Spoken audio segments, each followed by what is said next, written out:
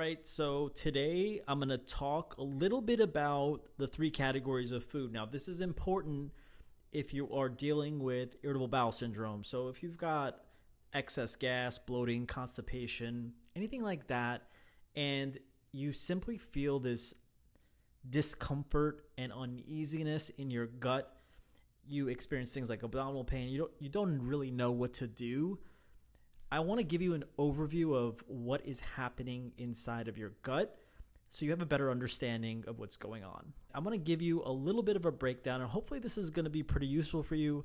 So I'm just going to launch this up, and we're going to talk about the three categories of food, and let's just dive right into it. So there are actually more than three categories, probably four categories of food, but I'm going to simplify this a little bit.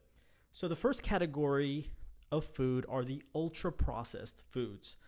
So ultra-processed foods remove beneficial nutrients from food. So if you go to the grocery store, right?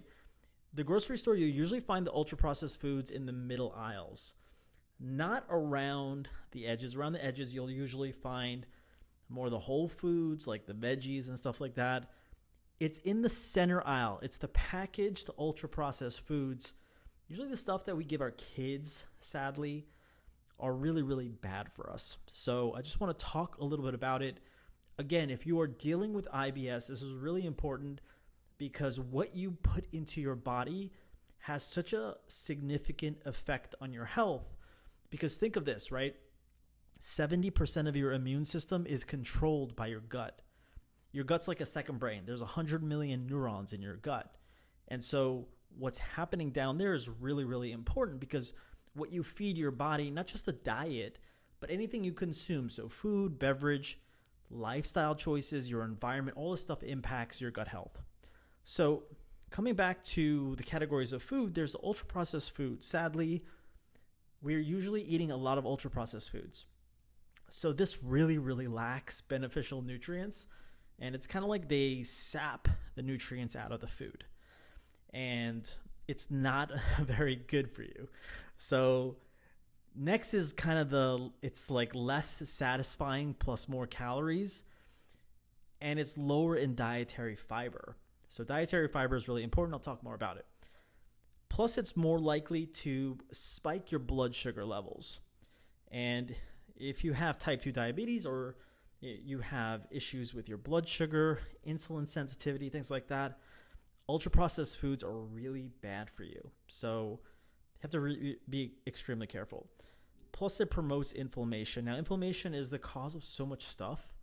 Health-related problems, not just health-related, but also can lead to stress and anxiety and heart disease, not to mention those heart disease and other serious diseases that start with inflammation. And, of course, obesity, right? So number two, second category. We've got the minimally processed foods. Now, these are better for you, right? So they're not great, but they're better for you. Minimally processed foods, it's like they're altering foods a little bit for preservation. And, things like eggs and milk and stuff like that can be minimally processed. There's not a real big substantial change in nutrients. So it's kind of the good thing about minimally processed foods. And it's like often included in, dried, canned, frozen foods, these kinds of things. Again, eggs, milk, stuff like that. So they're better than ultra-processed foods, but people like to try to go with unprocessed foods. So something, for example, that is minimally processed. Again, eggs that are just like your standard eggs, but they're bleached white and kind of processed. As opposed to, for example, pasture-raised farm fresh eggs. I mean, fully organic, just plucked from the chicken coop or whatever, and those are much better for you, of course. So the third, and these are the unprocessed foods. These are the whole foods, of course. You've probably heard them tons and tons of times about whole foods. They have so many benefits for us. It's just wild. So these are generally unaltered foods that are really loaded and rich in nutrients. You're not taking anything out by processing it. And, oftentimes they're very good for your heart, right? They're heart healthy because they usually are they're usually rich in fiber and also anti-inflammatory. So they're pretty rich in dietary fiber, right? These are whole foods again, all types of whole foods. So they also help, because they're rich in fiber, they also help with blood sugar levels. Now, when you go to a grocery store, I want you to read the label. I'm going to share 7 things that are on labels that I really want you to stay away from. They're incredibly dangerous, okay? So the first is high fructose corn syrup. Now, high fructose corn syrup contributes to things like obesity, diabetes, and heart disease. It can create insulin resistance, which is very bad. It also adds an unnatural amount of fructose to your diet. Now, you might not even just see high fructose corn syrup, like that's bad for you. You might also see fructose, right? Just by itself, fructose by itself. And that's not the best, but not as bad as high fructose corn syrup. High fructose corn syrup is banned in some places. Not here in the US, but it is banned in some places. And it can also create the risk of other serious diseases, and it contains no essential nutrients. Now, look on a label and look for something like high fructose corn syrup before you buy it, okay? MSG, you probably heard about monosodium glutamate, MSG. It's like a flavor enhancer, and you'll find it in foods in the grocery stores, of course, but also restaurant foods.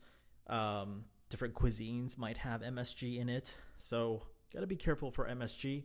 Now, some foods have MSG naturally, but it's really bad to have MSG added to foods. Usually, it's like a flavor enhancer.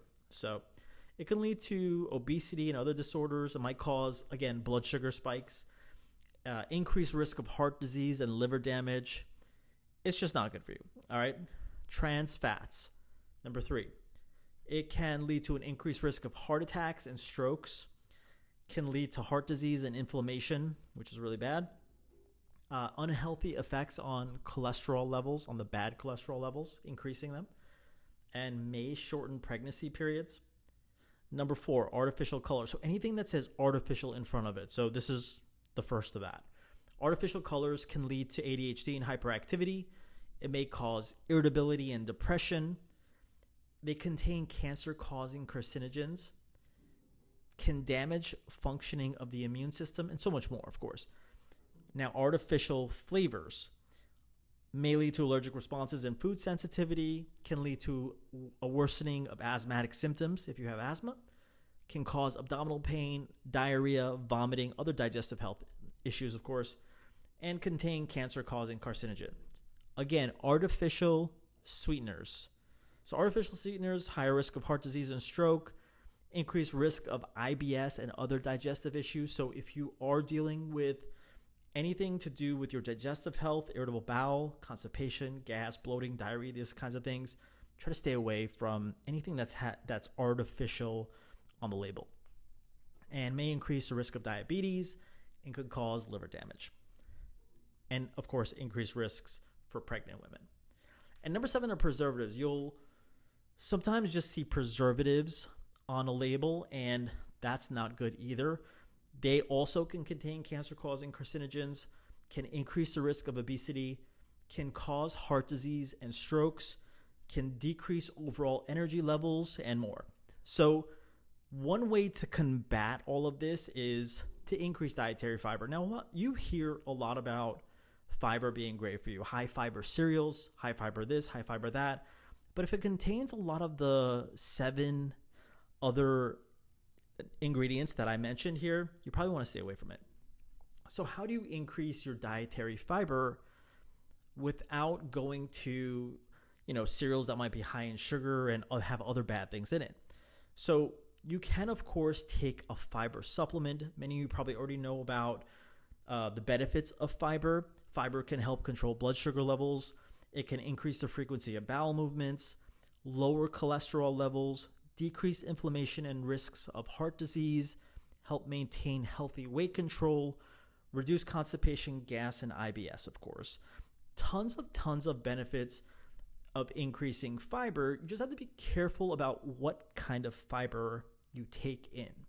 So we obviously have a great product called Prebiotic Fiber Boost, which is really, really powerful. It has 5 grams of Nutriflora per serving. I use it every single morning inside my coffee. It's completely flavorless.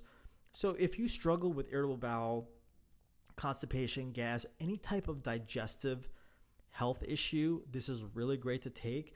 Also great for diabetes, for blood sugar levels, for insulin sensitivity, all those kinds of things.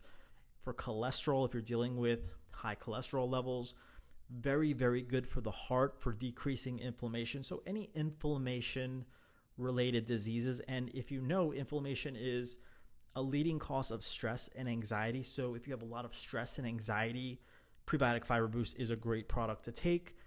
Again, this is a product that we produce. It has 5 grams of Nutriflora dietary fiber per serving. It's absolutely excellent. We have no bad additives or anything like that you'll find in other fibers. So this is absolutely wonderful. If you're dealing with IBS, I would highly recommend it. So we also have Greens and Reds Superfood. So this is our green juice powder. So it's got 21 fruits, veggies, and superfoods in it. And it's excellent for the immune system, for digestive health, for inflammation, it also has digestive enzymes in it to help you process foods better that are inside already.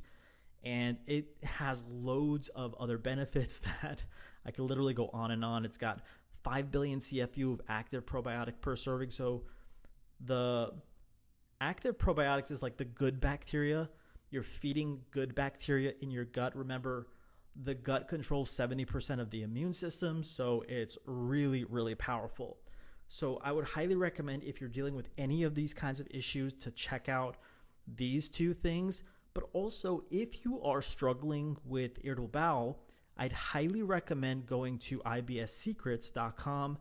This is our free web class training where we go through a lot of the benefits of these kinds of supplements.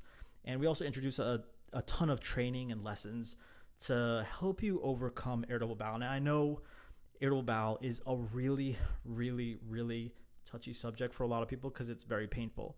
So if this is you, go check it out. I would highly suggest go checking it out. If not, go check out and try the Prebiotic Fiber Boost or try the Greens and Reds Superfood. The greens, you just add like 1 scoop to a cup of water. So the less water you add, the more sweet it is. So literally there's like a little scooper inside. You just add it. And again, the fiber is completely tasteless. And you can add it to most things like your coffee, your tea, whatever. And there's no taste to it. So I hope this was helpful, eye-opening, and I'll see you next time.